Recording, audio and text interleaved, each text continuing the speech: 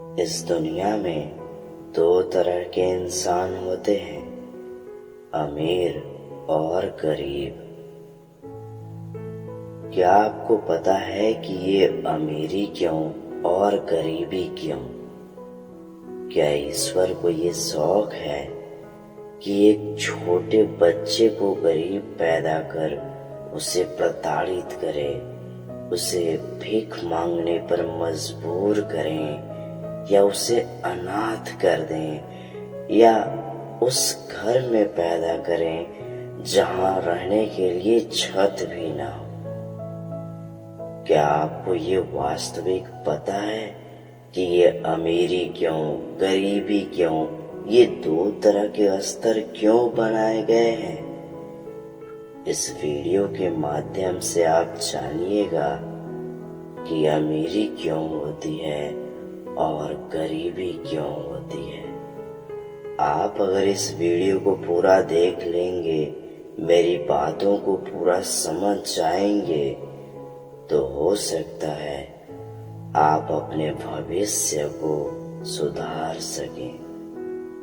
तो इस वीडियो को पूरा जरूर देखिएगा, मेरी बातों को ध्यान से सुनिएगा।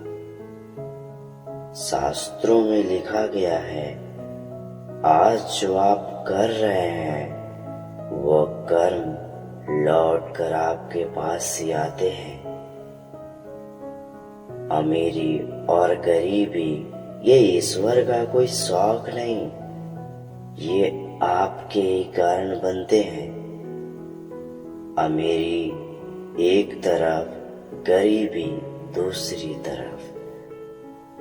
आपको ये भी पता होगा कि गरीबी में किस स्तर तक इंसान होते हैं।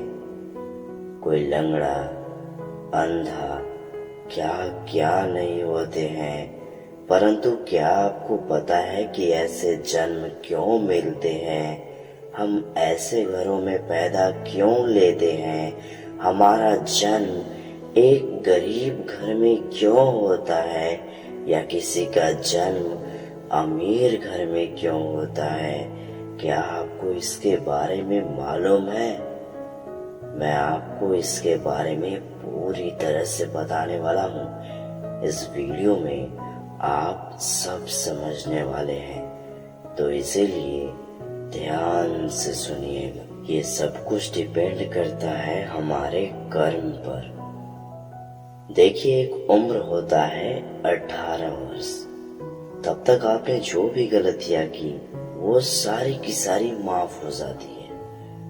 परंतु जब आप बड़े होते हैं फिर भी गलतियां करते हैं, जानबूझकर करते हैं, जैसे किसी स्त्री को प्रताड़ित करना, या फिर अपने माता पिता को दुख देना, किसी गरीब व्यक्ति का मजाक बनाना, या किसी के दुख पर हंसना, शोक मनाने के बजाय खुशियां मनाना। मतलब कुछ ऐसे कर्म जो अनुचित हो, जो सिद्धांतों के खिलाफ हो। अगर आप वही कर्म बार बार करते हैं तो आपको सजा भी मिलती है। हालांकि हमें ऐसा नहीं लगता है कि हमें हमारे कर्मों का फल मिल रहा है, परंतु आपको ये भी पता होना चाहिए कि ये इंसान, हम जो इंसान हैं, हमारा जन्म मृत्यु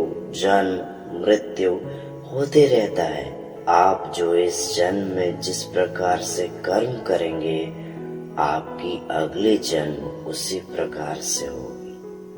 अर्थात जो गरीब है, जो अच्छा है, जो गलत नहीं करता है, सिद्धांतों पे चलता है, आने वाले अगले जन्म में वो अमीर घर ही जन्म लेगा। और जो अमीर है और अगर वो फिर भी बुरे कर्म कर रहा है, उसकी सोच बुरी है, तो आने वाले जन्म में उसे गरीब घर ही जन्म लेना होगा। ईश्वर को ये शौक नहीं है कि आप गरीब पैदा होइए, आप लंगड़े जन्म लीजिए, आप अंधे जन्म लीजिए, गूंगे जन्म लीजिए, नामर्द जन्म लीजिए। ईश्वर को ये शौक नहीं है कि आप ऐसे घर में जन्म लीजिए जहां छत भी ना हो। ये सब डिपेंड करता है आपके कर्मों पे।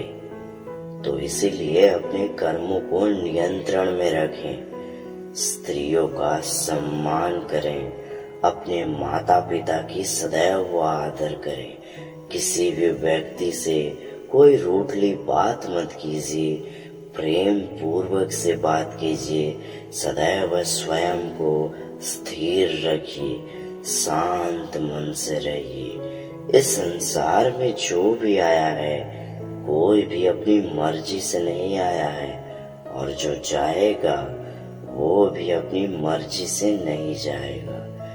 आया है अपने भाग्य को लेकर और जाएगा अपने कर्म को लेकर। तो जिस तरह से आप कर्म कीजिएगा आपको फल उसी तरह से मिलेगा। 18 वर्ष तक आप जो भी गलती किए वो माफ हो जाती है, लेकिन आगे फिर जो आप करेंगे, जानबूझकर करेंगे, तो उसकी सजा तो आपको मिलेगी ही। इसीलिए आप अगर आप भी कोई गलती कर रहे हैं तो उसे सुधारिए, नियंत्रण में लाइए, अन्यथा आपकी भी वही हालत होगी जो औरों की है। देखिए, अमीरी या गरीबी ये हमारे हाथ में नहीं है कब क्या हो जाए। अगर आपके मन में सच्चा प्रेम है तो हो सकता है कि आपके द्वार पे चलकर आए। ऐसा कहा नहीं जा सकता, ऐसा होता है। हमारे शास्त्रों में लिखा गया है, जैसी करनी वैसी भरनी। जैसा कर्म कीजिएगा वैसा फल मिलेगा। आप खुद पर विश्वास रखिए, कभी गलत कर्म मत कीजिए, किसी को प्रताड़ित मत कीजिए, किसी को दुख मत दीजिए। आने वाले समय में आप अवश्य खुश होंगे, और अगर नहीं भी हुए तो आप ये समझिए कि आपको पिछले जन्म की सजा मिल रही है। आपको ये पता है कि हमारे कर्मों का दंड हमारे संतानों को भी भुगतना पड़ता है। हमारी जो आने वाली पीढ़ी होती है वो भी भुगतती है। ये तो आपको मालूम होगा ही, परंतु क्या आपको ये मालूम है कि जो हमारी संतानें होती है, जो आने वाली पीढ़ियां होती है, उनमें किन्हीं और का नहीं हमें लोगों का जन्म होता है। हमें बस याद नहीं रहता है। आप सोचिए, अगर हमें याद रहने लगे कि हम पिछले जन्म में यहाँ थे, अगले जन्म में यहाँ लेंगे, तो आपको पता है ये दुष्कर्म और कितने हद तक बढ़ जाएंगे। ईश्वर ने जो भी किए हैं सब कुछ सोच समझ के किए हैं। 84 लाख योनियों के बाद मनुष्य का जन्म होता है। उसके बाद भी जो भी 84 लाख जीव है उनकी पेट तो भर जाती है, परंतु जो मनुष्य है, जिसके पास सोचने समझने की क्षमता है, जो पैसे कमाता है, उसी की पेट नहीं भर पाती है। तो इसीलिए मन में संतोष लाइए, करुणा की भाव को जन्म कीजिए, मन में प्रेम लाइए, सभी से प्रेम कीजिए निस्वार्थ भाव से। जो भी आपके सामने लाचार व्यक्ति है, आपसे अगर हो सके तो आप उसकी मदद कीजिए। नहीं हो रहा है तो आप उसकी मजाक मत उड़ाइए। देखिए, जन्म कोई भी क्यों लेता है, जो भी लंगड़ा या अंधा जो भी होते हैं वो जन्म इसीलिए लेते हैं ताकि कोई उनका मजाक उड़ाए। अब जो उनका मजाक उड़ाए वो पाप उन पे चली जाती है। संसार का नियम है, आपने जो गलती किया है आपको दंड कोई इंसान ही देगा, और उस इंसान को भी दंड कोई इंसान ही देगा। आपको भगवान नहीं दंड देने आएंगे, बस ये इधर से उधर चलता रहेगा। परिवर्तित होता रहेगा। आप बातों को समझिए, सदैव श्रेष्ठ कर्म कीजिए, जो समय है उसी के अनुकूल चलिए। आपके हाथ में केवल कर्म है, आप सिर्फ कर्म कीजिए, प्रयास कीजिए, फल की चिंता मत कीजिए।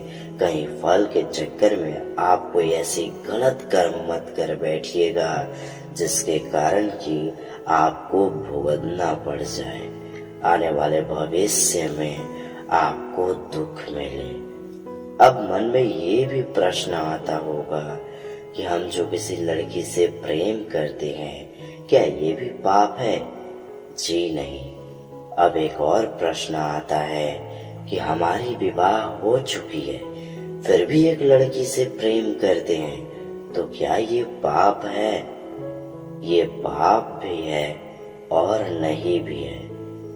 अब यदि आप विवाह के पश्चात भी किसी लड़की से प्रेम करते हैं और अगर आप अपनी पत्नी से प्रेम नहीं करते हैं, सिर्फ उसी लड़की से प्रेम करते हैं, अपनी पत्नी को दुख पीड़ाएं देते हैं, उन्हें संकट में डालते हैं, उन्हें दुख में अकेला रखते हैं, आप सिर्फ अपनी प्रेमिका की चिंता करते हैं, तो ये पाप है। परंतु अगर आप अपनी प्रेमिका की भी चिंता करते हैं और अगर आप अपनी पत्नी की भी उससे ज्यादा ख्याल रखते हैं, अपनी पत्नी की केयर करते हैं, तो ये पाप नहीं है। प्रेम आप किसी से भी कीजिए, आप हो सके तो सभी से कीजिए। प्रेम कोई बुरा भाव नहीं है, वो निस्वार्थ है। तो आप प्रेम कीजिए, परंतु ये भी स्मरण रखिए कि आप कहीं एक से प्रेम करने के चक्कर में आप दूसरी को ना भूलिए। आप कोई ऐसी पाप ना कीजिए जिससे आपको इसका बहुत बड़ा दंड मिले। तो पाप इस तरह से है कि आप अपनी पत्नी से प्रेम नहीं करते हैं, अपनी प्रेमिका से केवल प्रेम करते हैं, तो ये बहुत बड़ा पाप है। और एक स्त्री के साथ इस तरह से व्यवहार करना नरक में भी जगह नहीं मिलती। नरक का मतलब आपको पता है? नरक अर्थात ये नहीं कि आप ईश्वर के घर जाएंगे, आपको या तो स्वर्ग मिलेगा या तो नरक। ऐसी बात नहीं है, ये सिर्फ कहावतें में ही अच्छी लगती है। वास्तविक स्वर्ग या नरक हमारी पृथ्वी ही है। हम फिर से मनुष्य में जन्म लेते हैं और हमारी ये जन्म ही तय करती है कि हम कहाँ जन्म लेंगे। अगर हमें स्वर्ग मिलना है तो हम अमीर घर जन्म लेंगे, और यदि हमें नरक मिलना है तो वही लूला, लंगड़ा, अंधा, गूंगा इत्यादि इस तरह के जितने भी गरीबी स्तर में होते हैं, इस तरह के कर्म को नरक बोलते हैं। जो ये भोगने होते हैं उसे ही नरक बोलते हैं। ऐसा नहीं है कि आपको स्पेशली प्रताड़ित किया जाएगा, स्वर्ग या नरक मिलेगा ईश्वर के द्वार पे। ऐसी कोई बात नहीं है। ईश्वर की ऐसी कोई मनसा नहीं है कि आप एक गरीब घर जन्म लें, क्योंकि ईश्वर हमें जो दिए हैं वो सबसे बड़ी चीज दिए हैं, सोचने समझने की क्षमता। लेकिन फिर भी अगर आप जानबूझकर गलतियां करते हैं तब तो दंड आपको अवश्य मिलेगा। नहीं तो ईश्वर भी नहीं चाहते कि आप इस तरह के जन्म ले, एकदम गरीब स्तर में जन्म ले। ये निर्धारित करता है आपके कर्म पे। अब कर्म बहुत प्रकार के होते हैं, जैसे आपने किसी के साथ छल कपट किया हो, किसी के दुख में और दुख दिया हो, किसी के खुशियों में भाग न लेकर के आप उसके दुख में मजाक का भाग बने हो, तो ये सब जो कर्म होते हैं बुरे कर्म होते हैं और इसकी सजा हमें अवश्य मिलती है। और सबसे बड़े बुरे कर्म ये होते हैं किसी स्त्री के साथ गलत व्यवहार करना, गलत मन में विचार लाना, या उसके साथ गलत व्यवहार करना। अर्थात आप तो समझ ही रहे होंगे, ये जो दुनिया है, ये जो आधुनिक परिस्थितियां हैं, यहाँ अब ज्यादातर स्त्रियां आप देख रहे होंगे किस तरह के जन्म ले रही हैं। ऐसी बात नहीं है कि स्त्रियों को सजा नहीं मिलती, स्त्रियों को भी मिलती है। आप रील्स देखते हैं, वीडियोस देखते हैं, किस किस तरह की स्त्रियां पाई जाती हैं। आप न्यूज़ देखते हैं कि इनके साथ क्या हुआ। तो ये अपने आप नहीं होता है, ये सब निर्धारित है कर्मों पे। मैंने आपको पहले ही आपके कर्मों का फल ईश्वर नहीं देंगे, कोई इंसान ही देगा, और उस इंसान को भी उसके कर्मों का फल कोई और इंसान ही देगा। अर्थात यहाँ न कभी ईश्वर आए हैं, न कभी आएंगे। लेकिन फिर भी ऐसी बात नहीं कि ईश्वर है ही नहीं। आप जरा ध्यान से सोचिए, क्या आपको पता है कि हमारी उत्पत्ति कैसे हुई? क्या हम मनुष्यों की जन्म कैसे हुई? क्या आपको ये पता है? अब कहावतें ये हैं, इतिहास ये है, इतिहास ये कहती है कि हम जन्म लिए हैं इस तरह से कि पहले बंदर थे, बंदर से आहिस्ता आहिस्ता मनुष्य में परिवर्तित हुए। तो आप ही बताइए, अब वो बंदर कहाँ हैं? अब क्यों नहीं ऐसे हो रहे हैं? बात ऐसी नहीं है, ये दुनिया रहस्यमयी है। ये संसार हमारे कहने से नहीं है, ये केवल और केवल ईश्वर के कारण है। हमारे कमाने से घर नहीं चल रहे हैं, ये केवल ईश्वर की कृपा से चल रही है। इसीलिए आप जन्म लिए हैं, केवल अच्छे कर्म कीजिए, श्रेष्ठ कर्म कीजिए। अब आपको ये भी बता दे, बुरे कर्म बहुत ही अच्छे लगते हैं और श्रेष्ठ कर्म बहुत ही कड़वी होती है। अब आपको ये तय करना है कि आप अच्छे कर्म करेंगे, आप कड़वे कर्म करेंगे, या बुरे कर्म अर्थात इजी कर्म करेंगे। जो भी कर्म करेंगे फल आपको ही मिलेंगे। अच्छे कर्म अर्थात अच्छा मनुष्य बनना, निस्वार्थ भाव से किसी की सहायता, ये इतना आसान नहीं है। हमारी बार बार परीक्षाएं ली जाती है कि कहीं वो सत्य का मार्ग तो नहीं छोड़ रहा। अगर आप सत्य के मार्ग पे ही अडिग रहें तो आप सदैव श्रेष्ठ कहलाएंगे। क्या आपको ये पता है कि एक गरीब जब कोई गलती करता है, या एक अच्छा इंसान, सच्चा इंसान जब कोई गलती करता है, तो प्रकृति उसे तुरंत दंड देती है। और एक बुरा इंसान जो बार बार गलती करते जाता है, लेकिन फिर भी प्रकृति उसे दंड नहीं देती है। तो बहुत लोगों के मन में ऐसे विचार आते होंगे, अगला ये गलत कर्म करता है, उसके साथ फिर भी कोई गलत नहीं होता है, और हम देखो इतने अच्छे हैं, इतने सच्चे हैं, हमसे अगर थोड़ी भी गलतियां हो जाती हैं तो ईश्वर हमें तुरंत दंड दे देते हैं। मन में ऐसे विचार आते होंगे, परंतु आपको बता दें, यही तो मेन बात है, यही तो तय करता है कि आपकी आने वाली जन्म किस तरह से होगी। यदि आपने श्रेष्ठ कर्म किए हैं, यदि आप अच्छे हैं, सच्चे हैं, आपकी थोड़ी सी गलतियों पे भी आपको ईश्वर ने दंड दिए हैं, अर्थात आप ये समझिए कि ईश्वर चाहते हैं कि आप कोई गलती ना करें, आप सदैव श्रेष्ठ रहें। आपको ये पता है कि जो भी व्यक्ति अगर कोई संसार से जाता है तो उसके गुण गाए जाते हैं। अब अगर वो बुरा होता है तो और इंसान कहते हैं कि अच्छा हुआ चला गया, बहुत बुरा व्यक्ति था। अब कोई अच्छा इंसान चला जाता है तो कहते हैं ओह बहुत बुरा हुआ, कितने अच्छे इंसान थे, सदैव सभी के बारे में अच्छे सोचते थे, अच्छे विचारधाराएं थे, बहुत अच्छे इंसान थे। ऐसे मन में जरूर आपके भी आते होंगे विचार, सभी के मन में आते हैं। तो यही विचार तय करते हैं कि आपकी अगली जन्म कैसी होगी, आप अमीर होंगे या फिर गरीब होंगे।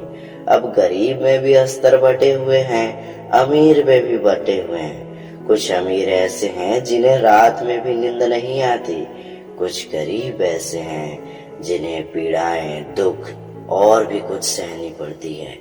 तो ये तय करता है मेन हमारे कर्मों पे। तो आप सदैव श्रेष्ठ कर्म कीजिए। फल आपके हाथ में नहीं है, आपके अनुसार नहीं मिलेगा।